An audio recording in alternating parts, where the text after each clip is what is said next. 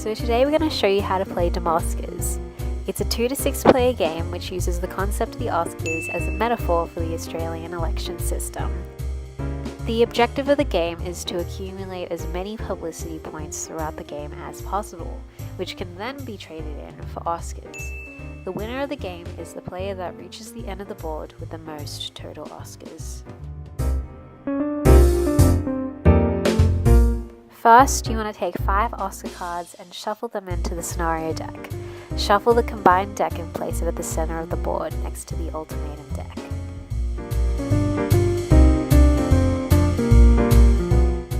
Each player also has to choose a player piece.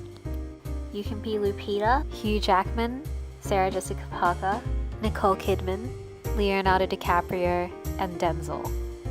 Players then each roll a 6-sided die.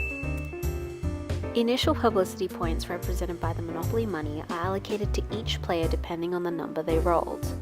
Anyone who rolls a 1 to 5 gets 10 points, and whoever rolls 6 gets 20 points at the start of the game. By doing this, we've demonstrated systems of privilege. We're basically showing that people can be born into a set amount of privilege, and this will often translate into socio-political advantage later in life. To decide who goes first, each player again rolls a 6-sided die. The player that rolls the highest number goes first, followed by the person to their left in a clockwise direction. Then on each turn, the player rolls 2 6-sided die, moving forward the same number of tiles as rolled on the dice. In Dem-Oscars, there are 3 types of tiles that a player can land on. First, you can land on a scenario tile, which is indicated by the black star with an S. If a player lands on a scenario tile, then they must draw a card from the scenario deck. Players read the scenario out loud and gain or lose an according number of publicity points. When losing publicity points, the player places their notes back in their respective stacks to the side of the board. Here's an example of a scenario card. You bullied another celebrity on social media, aggravating their vengeful fan base. Lose 10 publicity points. Scenario cards are in the game to show various elements of the public sphere.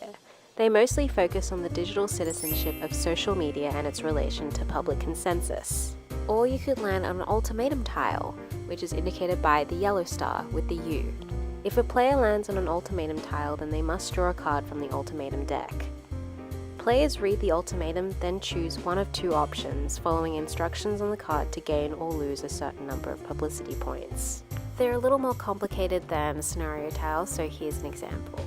You have 2 options. A. Hire a hacker to take over your competitor's social media account, sabotaging their public image.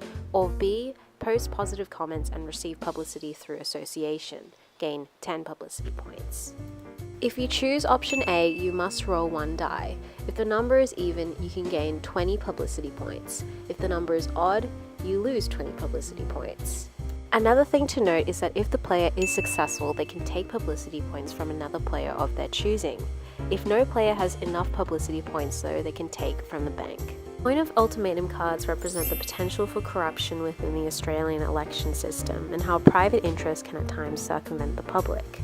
In presenting these ultimatums as a choice, players are asked to strategize and consider how taking a more active role can pose risks while offering greater rewards. Taking publicity points from other players further contribute to strategy while simulating competition in the Australian election system. A player can also land on a blank tile where nothing happens and the next player moves on.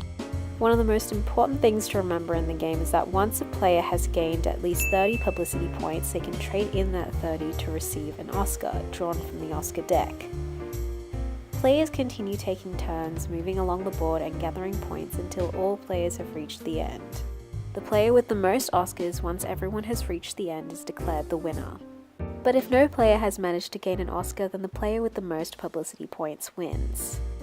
As with the Australian election system, although there is only one winner, all participants must commit to the end.